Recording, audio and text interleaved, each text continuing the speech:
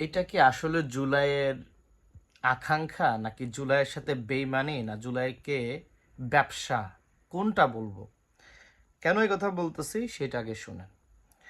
দীপুমণির কাছে বা দীপুমণি যে জেলে আছে সেই জেলে দীপুমণির রুমে কি লাগানো হচ্ছে এসি। দীপুমণির রুমে লাগানো হচ্ছে এসি, সেটা আরও জেলের ভিতরে।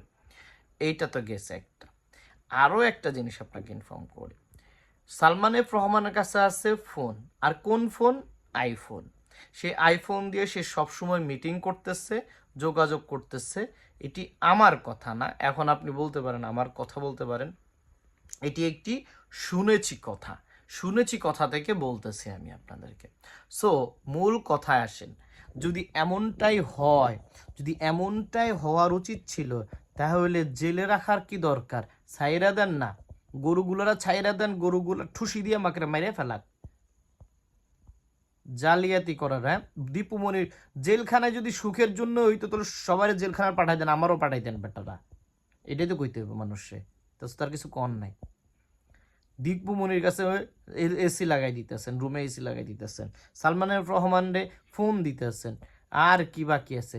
আবার ডক্টর মোহাম্মদ ইউনূস সাহেব কান্নাকাটিও করতেছেন। কোথায় যে যাব? আপনার এই সরকার ধ্বংস, বাংলাদেশ শেষ।